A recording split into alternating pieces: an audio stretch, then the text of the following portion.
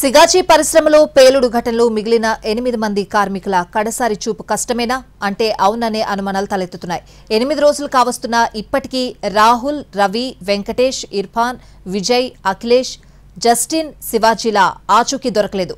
ఇలా ఐలా సెంటర్ వద్ద తమ వారి కోసం కుటుంబ సభ్యులు పడిగాపులు కాస్తున్నారు. చివరి చూపైన దక్కుతుందేమోనని కుటుంబ సభ్యులు ఆశగా ఎదురుచూస్తున్నారు. మరోవైపు 8 మంది ఆచూకీ కోసం సహాయక బృందాలు తీవ్రంగా శ్రమిస్తున్నాయి. ఎముకలు, దంతాలు, వెంట్రుకలు, శరీర భాగాలు, మాంసపు ముద్దలు, రక్తంతో ఉన్న రాళ్లను సేకరించారు. DNA రిపోర్ట్ల కోసం 70కి పైగా శాంపిల్స్ ని అధికారులు సేకరించారు. వీరి ఆచూకీ గుర్తించడంలో DNA రిపోర్టులు కీలకంగా మారనున్నాయి. మరోవైపు సిగాచి పరిశ్రమ శిథిలాలు డంప్ చేస్తున్న ప్రాంతంలో మరొకసారి పోలీసులు ఆపరేషన్ చేపట్టారు. సిఐలు, ఎస్ఐ, హైడ్రా, ఫైర్ సిబ్బందితో రెస్క్యూ ఆపరేషన్ పై ఎస్పీ ఆరా తీశారు. డంప్ చేసిన స్థలంలో ఇంకా మానవ అవశేషాలు లభ్యమవుతున్నాయి. సిగాచి పరిశ్రమలో పేలుడు ఘటనలో మిగిలిన 8 మంది కార్మికులు కడిసారి చూపు కష్టమేనా అనే అనుమానాలైతే తలెత్తుతున్నాయి. 8 మంది ఇంకా ఆచూకీ దొరకడం కష్టంగానే ఉంది అని కూడా తెలుస్తోంది. ఇదే అంశానికి సంబంధించిన పూర్తి అప్డేట్స్ అడిగి తెలుసుకుందాం. మా ప్రతినిధి శ్రీనివాస్ లైవ్ లో సిద్ధంగా ఉన్నారు. శ్రీనివాస్, మొత్తం వెతికినా కూడా ఇంకా 8 మంది ఆచూకీ దొరకట్లేదు అని తెలుస్తోంది. శిథిలాల తొలగింపులో ఎలా చూడాలి, ఏం చెప్తున్నారు? స్వాతి, పాషమైలారం సిగాచి పరిశ్రమ పేలుడు ఘటన జరిగి నేటికి 8 రోజులు. 8 రోజుల్లో ఇంకా 8 మంది ఆచూకీ అయితే ఇప్పటి వరకు కూడా లభించలేదు. నిన్నటి వరకు కూడా ఈ సంఖ్య 9కి ఉండేది. ఘటన జరిగి నిన్నటికి 7 రోజులు కాగా నిన్నటి వరకు కూడా 9 మంది ఆచూకీ లభించలేదు. అయితే నిన్న మధ్యాహ్నం ఓ DNA రిపోర్ట్ రాగా DNA రిపోర్ట్లో చికెన్ సింగ్ అనే ఒక కార్మికుడి బోన్ ఏదైతే ఉందో ఆ బోను వారి బంధువుల DNAతో మ్యాచ్ అయింది. దీంతో వారికి కేవలం ఒక మనిషి కనీసం ఒక 5 ఫీట్ల హైట్ ఉంటాడు, కానీ కేవలం ఒక చిన్న బోను మాత్రమే ఆ కుటుంబ సభ్యులకు అప్పచెప్పి ఇదే చికెన్ సింగ్ చివరి జ్ఞాపకంగా మాత్రం వారికి కుటుంబ సభ్యులకు అప్పచెప్పారు. దీంతో ఈ సంఖ్య 8కి చేరింది. ఇప్పటికీ కూడా ఇంకా 8 మందికి సంబంధించినటువంటి ఆచూకీ లభించలేదు. దీంతో ఆ బాధిత కార్మిక కుటుంబాలు మాత్రం కడసారి చూపు కష్టమన్న అనుమానాలు ఇప్పటికీ కూడా వ్యక్తమవుతున్నాయి. ఇప్పటికీ కూడా రెస్క్యూ సిబ్బంది, ఇటు SDRF సిబ్బంది, NDRF, హైడ్రా సిబ్బంది, మున్సిపల్ సిబ్బంది, పోలీసులు కూడా నిరంతరాయంగా ఈ రెస్క్యూ ఆపరేషన్ కొనసాగిస్తున్నారు. శిథిలాల కింద వారికి సంబంధించినటువంటి చిన్న వెంట్రుక కానీ, దంతాలు కానీ, శరీర భాగాలు, మాంసపు ముద్దలు ఇలా ఏవి లభించినా కూడా వెంటనే వాటిని సేకరిస్తున్నారు. అంబులెన్స్ల ద్వారా DNA రిపోర్ట్లకు పంపిస్తున్నటువంటి పరిస్థితి ఉంది. కానీ ఇప్పటి వరకు కూడా 8 మందికి సంబంధించినటువంటి ఎటువంటి ఆచూకీ లేనిటువంటి వారిలో ఎటువంటి పురోగతి లేకపోవడంతో మాత్రం అసలు తమ పరిస్థితి ఏంటో తెలియక, తమ వారు ఎక్కడున్నారో తెలియక మాత్రం బాధిత కుటుంబ సభ్యులు తీవ్ర ఆందోళనలో ఉన్నటువంటి పరిస్థితి ఉంది.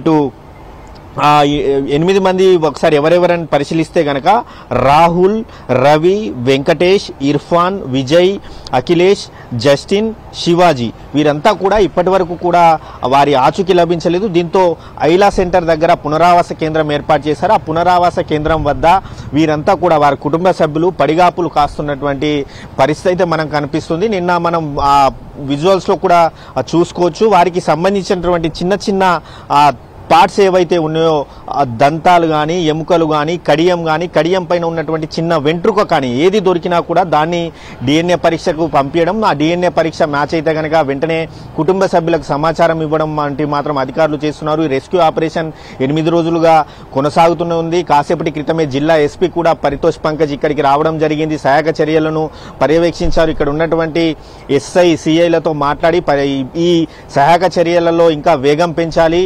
బాధిత కుటుంబ సభ్యులు ఎవరైతే ఉన్నారో 8 మంది వారి ఆచూకీ వెంటనే కనుగొనేలా ఏ చిన్న ఆధారం లభించినా కూడా వెంటనే DNA రిపోర్ట్కు పంపాలి అని చెప్పి SP కూడా అధికారులను ఆదేశించడం జరిగింది. జిల్లా కలెక్టర్ ప్రావీణ్య కూడా గత 8 రోజులుగా కూడా ఈ సహాయక చర్యల్లో నిరంతరంగా ఆమె పర్యవేక్షిస్తున్నటువంటి పరిస్థితి ఉంది.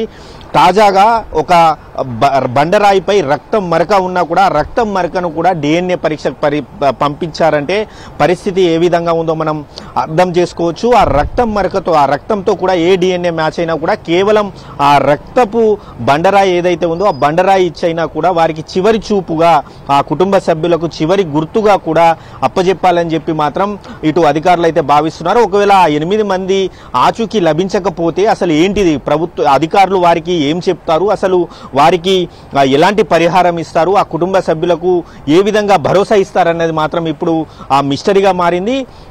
మొత్తంగా చూసుకుంటే మాత్రం ఈ 8 మంది కుటుంబ సభ్యులు మాత్రం ఇప్పటికీ తీవ్ర ఆందోళనలో ఉన్నారు. ఐలా సెంటర్ వద్ద వారి కడసారి చూపు కోసం పడిగాపులు కాస్తున్నటువంటి పరిస్థితి ఉంది. ఎక్కడో చిన్న ఆశ తమ వారు బ్రతికి వస్తారేమో, కనీసం శిథిలాల కింద చిక్కి ఉంటే బ్రతికి ఉంటారేమో, లేకపోతే ప్రమాదం నుంచి పారిపోయి తిరిగి వస్తారన్న ఆశ మాత్రం బాధిత కుటుంబాల్లో ఇప్పటికీ వ్యక్తమవుతుంది. మరోవైపు 8 రోజులైనా కూడా ఆచూకీ లేకపోవడంతో మాత్రం మరింత ఆందోళనలో మాత్రం బాధిత కుటుంబ సభ్యులైతే ఉన్నారు. స్వాతి, శ్రీనివాస్, అంటే బాధిత కుటుంబ సభ్యులకి ఏం చెప్పి నచ్చజెప్తున్నారు? మరోవైపు ఎస్పీ కూడా పరిస్థితి అంతటిని కూడా సమీక్షిస్తున్నారు.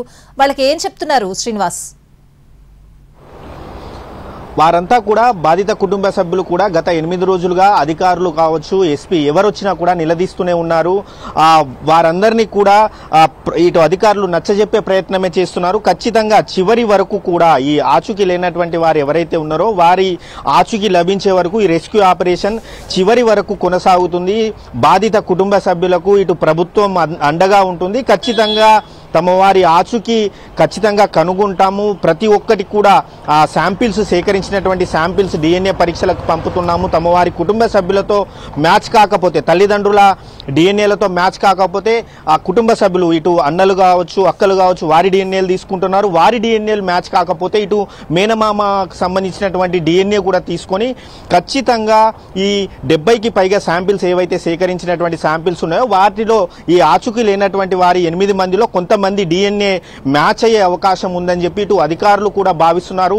అధికారులకు కూడా ఈ 8 మంది ఆచూకీ కనుగొనడం కత్తి మీద సాములా మారింది. ఇప్పటికీ కూడా ఆ కుటుంబాలు ఘటన జరిగి 8 రోజులు అవుతున్నా కూడా ఇప్పటికీ ఆందోళనలో ఉండడం, ఆ అధికారులు వచ్చినప్పుడు వారిని నిలదీయడంతో మాత్రం వారు ఆవేదనలో ఉంటారు, ఆందోళనలో ఉంటారు. ఆ కుటుంబం అంతా కూడా బాధలో ఉన్నటువంటి పరిస్థితి. ఇటు అధికారులు కూడా వారికి సమాధానం చెప్పలేకపోవడం, అధికారుల పైన బాధిత కుటుంబ సభ్యులు ఆగ్రహం వ్యక్తం చేస్తుండడంతో మాత్రం అధికారులు కూడా ఏమీ చేయలేని పరిస్థితిలో ఉన్నారు. ఎందుకంటే పరిశ్రమ పేలుడు ఘటన అనేది భారీ స్థాయిలో జరిగింది. మనం ఈ స్థాయిలో దాదాపు ఇప్పటికే 42 మంది ఈ ప్రమాదంలో మృతి చెందారంటే ప్రమాదం ఏ భారీ స్థాయిలో జరిగిందో మనం ఊహించుకోవచ్చు. అటువంటి భారీ స్థాయిలో ప్రమాదం జరిగినప్పుడు ఖచ్చితంగా ఇంకా 8 మంది ఆచూకీ